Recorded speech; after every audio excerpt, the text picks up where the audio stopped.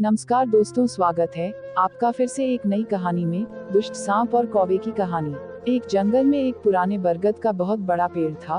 उस पेड़ पर कौवा कव्वी अपना घोंसला बनाकर रहते थे। उसी पेड़ की खो में एक काला नाग रहता था। हर वर्ष मौसम आने पर कव्वी उस घोंसले में अंडे देती थी। वह सांप मौका पाकर अंडों को चट कर जाता। जब कौवा कव्वी अपने घोंसले पर लौटते तो अंडों के खोल देखकर बहुत दुखी होते थे।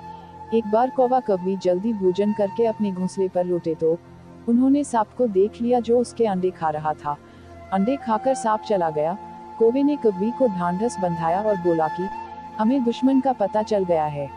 काफी समय सोचने के पश्चात कौवे ने घोंसला उसी पेड़ की सबसे ऊपर वाली डाली पर बनाया और कव्वी से बोला कि वो सांप ऊपर नहीं आएगा, क्योंकि सांप की दुश्मन चील होती है जो आसमान में उड़ती रहती है। उसके डर से सांप ऊपर खुले आसमान में नहीं आएगा। कव्वी ने मौसम आने पर इस घोंसले में अंडे दे दिए। जब सांप ने घोंसले को खाली देखा तो उसने सोचा कि वो ये घोंसला छोड़ के कहीं दूसरी जगह चले गए हैं।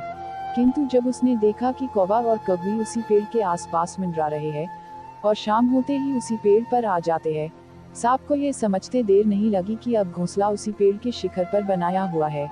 सांप दूसरे दिन घोंसले की खोज करता हुआ पेड़ के शिखर पर जा पहुंचा। उसने वहां पाया कि अंडों में से चूजे बाहर आ चुके थे। सांप उन्हें घपाघप निगल गया। जब कौवा और कव्वी संध्या के समय अपने घोंसले पर लौटे तो उन्होंने अपने घोंसले में चूजों के नन्हे पंखों के अलावा कुछ ना था।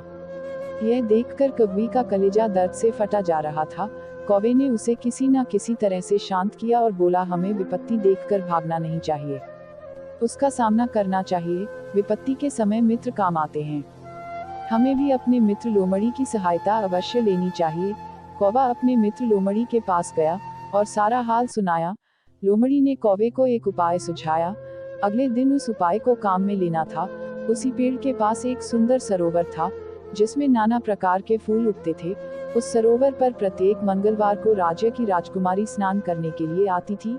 जब वह स्नान कर रही थी तो कौवे ने जोर जोर काव काव करके सभी का ध्यान अपनी ओर खींचा और किनारे पर पड़े हुए राजकुमारी के नवरत्न जड़े थार को लेकर धीरे धीरे उड़ाने लगा।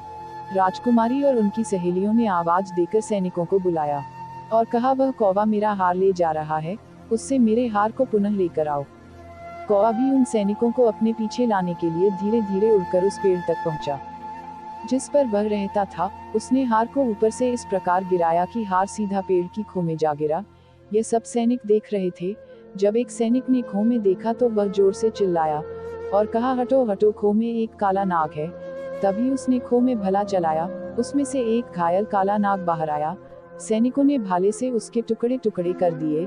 सैनिकों ने नवरत्न हार को पेड़ से नीचे उतारा और राजकुमारी को दे दिया और इधर कौवा कव्वी खुशी खुशी अपना जीवन यापन करने लगे। तो दोस्तों, आज की दुष्ट सांप और कौवे की कहानी कैसी लगी हमें जरूर बताएं और ऐसी ही मजेदार कहानियों के लिए वीडियो को लाइक और चैनल को सब्सक्राइब करें। मिलते हैं अगली नई कहानी के साथ, तब तक के लिए जय हिंद, जय भारत।